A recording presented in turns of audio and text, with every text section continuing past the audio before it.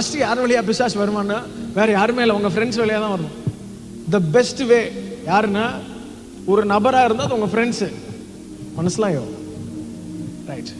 இன்னொரு முக்கியமான வே என்னதுன்னா உங்கள் கண்ணு. உங்கள் கண்ணு இருக்கு பாருங்க, கண்ணு.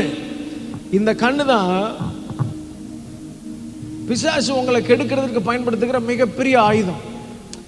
நீங்கள் வந்து பைபிள் எத்தனை தடவை பார்க்குறீங்கன்னு எனக்கு தெரில, ஆனால் ஃபோன் எத்தனை தடவை பார்க்குறோம்? ஒரு சர்ச்சில் எத்தனை பேருக்கு கீபோர்டு வாசிக்க தெரியும்னு கை தூக்கூடானா 3 பேர் தூக்குவாங்க. எத்தனை பேருக்கு மொபைல் யூஸ் பண்ண தெரியும்னு கை தூக்கூடானா எல்லாரும் தூக்கும். ஆமாம் தானே? கேட்டால் சொல்லுவாங்க, ஆனால் கீபோர்டு வந்து 3 பேர் தான் வாசிக்க முடியும், கீபோர்டு வாங்குறது காசுலாம் இல்லை அப்படின்னு. இன்னைக்கு வந்து ஒரு ஃபோனோட விலை 1 லட்சம் ரூபா, கீபோர்டு 30,000 ரூபாய்க்குலாம் கிடைக்குதுல. ஹல்லேலூயா. நான் வந்து குட்டி பிள்ளையா இருக்கும்போது இந்த மாதிரிலாம் 5th 6th படிக்கும்போது எனக்கு இந்த மாதிரி இன்ஸ்ட்ருமெண்ட் வாசிக்கிற அண்ணன்மாரை பார்த்தா ரொம்ப ஆசையாக இருக்கும். எல்லாரும் பிரசங்கத்தை கவனிச்சிட்டு இருப்பாங்க, நான் மட்டும் அவங்களே பார்த்துட்டு இருப்பேன், நல்லா வாசிக்கிறாங்களே அப்படின்னு. அப்போது என்னோட ஃபோக்கஸ் எல்லாம் அதில் இருந்துச்சு. நாட்கள் ஆனது, நானே போய் ப்ராக்டிஸ்லாம் பண்ணுவேன்.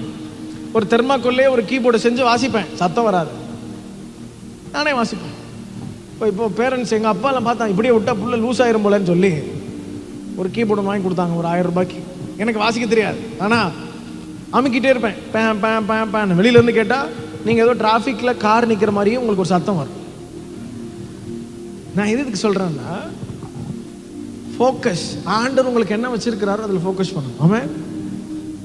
எனக்கு வந்து வீட்டில் டிவி பார்த்துட்டு இருக்கிறதுக்கெலாம் நேரம் இல்லை, என் ஃப்ரெண்ட்ஸோட சுற்றுறதுக்கெலாம் நேரம் இல்லை. என்னோட மொத்த ஃபோக்கஸும் வாட் நெக்ஸ்ட், எனக்கு ஆண்டவர் என்ன வச்சிருக்கிறாருன்ற தேடலே இருந்துச்சு. ஹல்லேலூயா.